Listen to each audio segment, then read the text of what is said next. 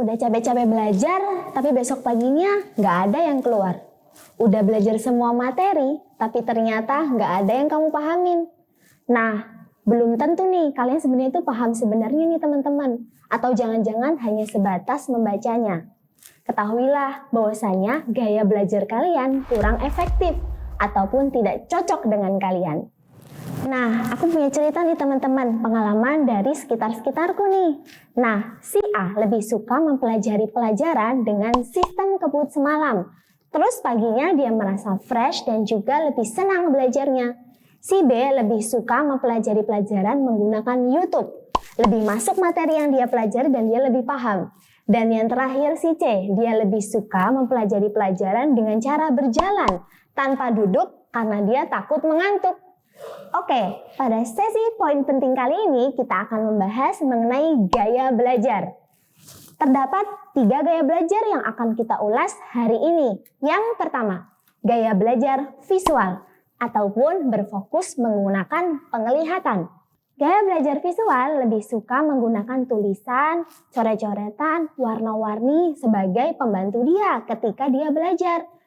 Buku yang ia pakai lebih suka berwarna-warna daripada polos dan juga tidak ada isinya.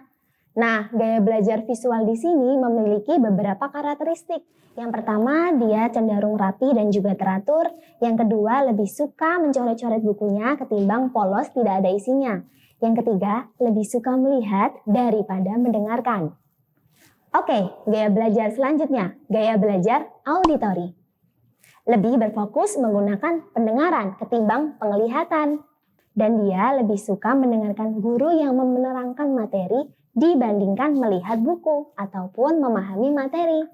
Nah, terdapat beberapa karakteristik dari gaya belajar auditori. Yang pertama, dia lebih suka dibacakan ataupun mendengar ketimbang melihat.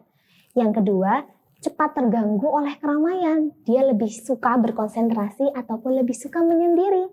Dan yang terakhir, dia tidak suka melihat ataupun tidak suka membaca banyaknya teori. Dan dia lebih suka mendengarkan banyaknya teori.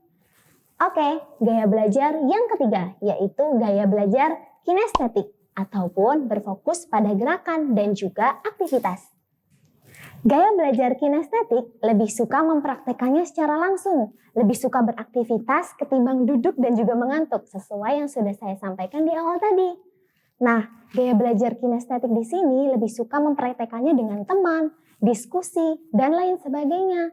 Terdapat beberapa karakteristik juga nih teman-teman. Yang pertama, dia cenderung cepat bosan. Yang kedua, dia lebih suka berkumpul dengan temannya, seperti mungkin belajar kelompok.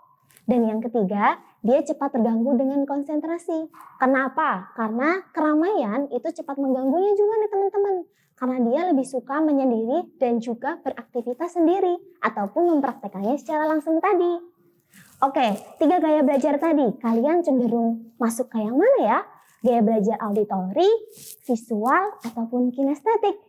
Nah, di sini kita ulas lagi yuk teman-teman, dari awal hingga akhir. Belajar dari gambar maupun video belajar yang menarik. Membaca buku yang tidak hanya tulisan saja, tetapi juga memiliki ilustrasi. Saat belajar bisa sambil lakukan doodling supaya lebih fokus. Gunakan spidol warna-warni saat membuat catatan. Membuat mind mapping untuk memudahkan belajar. Oke, selanjutnya, cara belajar yang tepat untuk auditori. Dengarkan musik yang disukai, bisa merekam saat guru belajar, lalu di kemudian hari didengarkan kembali.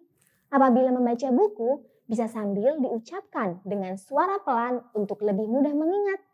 Mendengarkan materi yang diajarkan guru saat di kelas dengan seksama. Belajar dengan diskusi supaya teman lebih mudah memahami ataupun mengingat materi dengan baik.